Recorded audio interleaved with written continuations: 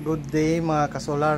Pakita ko po yung setup natin na 12 volts upgrade to 24 volts. So ito po ay para lang sa small at medium setup na solar. Para tips lang po to para hindi kayo doble gastos sa pag setup pag wala pa kayong budget. Pag mayroon na kayong budget, so mag-add ka na lang sa panel at battery. So ito po yung gamit natin, inverter na P2. Tapos 20 automatic po to kasi kadalasan kasi ng mga inverter 12 volts, bibili ka ng 12 volts. Ito 12 volts, 24 volts. Tapos yung ipipitin natin na 40 amperes, 12 volts, supported din to 24 volts. Kung para lang po to, so kung mga sa high na tulad ng DE, so iba na yun, 48 volt system na yon. So ito lang po sa small at medium setup, para tips lang po to para makatipid kayo. So tested ko na po to.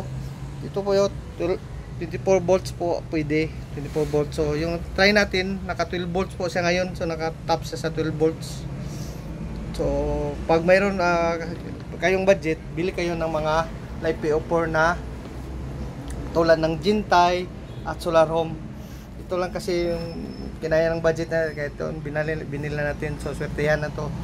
So, hindi pa kasi umabot ng balancer natin ay yung BMS natin. So ito i-demo ko muna to kahit wala pang balancer. Meron naman tayong balancer, wala pa yung BMS natin. So naka 12 volts, kita nyo 13 volts.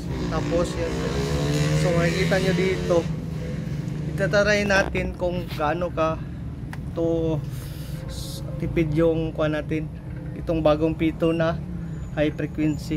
So try natin dito sa tester natin kung ilang sandali lang dito try natin dito kung ilang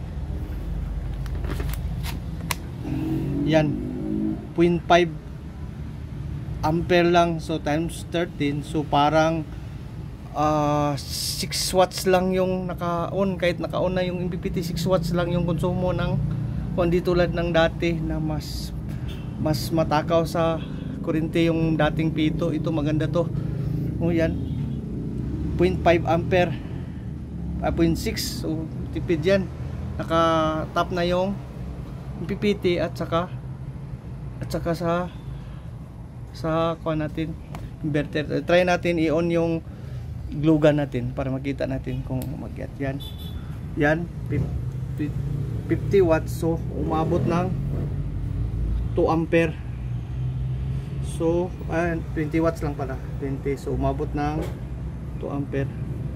So yan, naka-on kasi yung glue gun. Mamaya itatry natin yung kung aabot ba yung rep natin or dispenser. So itatry natin sa 12 volt system. So madali lang to, kahit wala ka nang ikuan ito, ilipat mo lang yung ito para maging 24 volt. So wala ka nang kuan, so ipapatayin muna natin itong kuan. Ito lang patayin natin para makita. Tapos ito ilipat ko to, push muna natin to. Yun, nakapatay na yung inverter natin at saka MPPT. So itatry natin sa 24 volt. So dito 24 volts. Yan, naka 24 volts na yan. So kita mo 26 volts. Kukutin muna natin. Kagandahan kasi sa 24 volts, hindi mo na kailangan ng malaking wire. Kasi pag 12 volts, so mag sample kumakain ng 20 ampere ay 40 ampere, pag 12 volts 20 na lang. So hindi siya prone sa init at saka sa sunog. So maganda pag malaki yung system natin. So i-on natin yung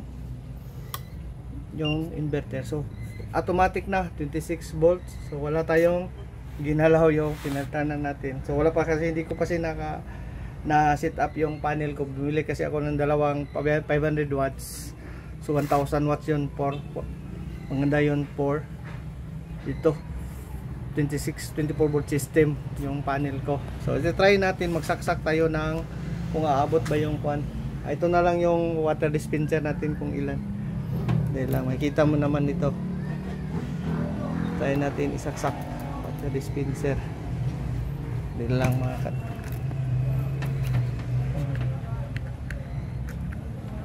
tapos yan, yan, tumunog na yon. Tapos 400 watts na siya. So tingnan natin dito sa meter para madali lang naman to i-compute eh.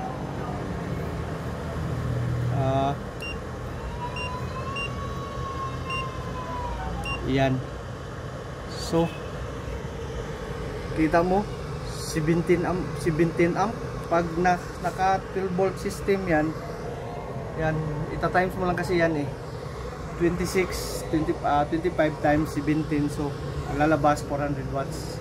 So 400 watts yan. Pag naka 12 volt system to, so aabot to ng almost 40 amps na. So kailangan mainit siya, so mas maganda pag mag-upgrade ka 12 volts.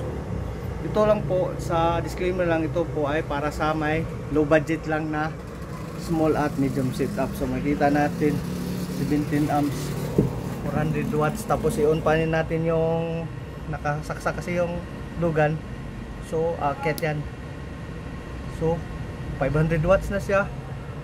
Tapos dito almost 500 watts na siya, 470. Naka-on yung water heater natin. Tapos yan, taon na yung glow, mainit na kasi siya. So yan, 18, so parang 2 ampere lang gumagdag.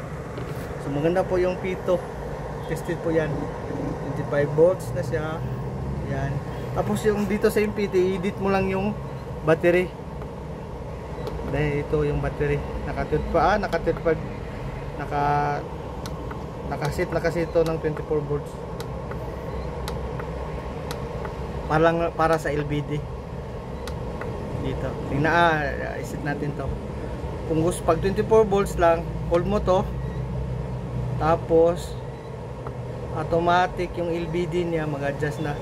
Pwede mo rin gamitan ng user. So adjust ko to 8 cell. So pag 8 cell ko, pag sit mo na sit, so automatic 24 volt system na siya. So yan. So mainit na kasi yung heater, o bumaba na yung kuan. So efficient to yung kuan natin. Efficient yung kuan natin, nakapatay na agad siya. Tapos 0.6 bumalik siya. Mainit na yung kuan natin. So yan po mga katek. Salamat po mga kasular. Abangan nyo lang yung setup natin ito, yung pag-assemble.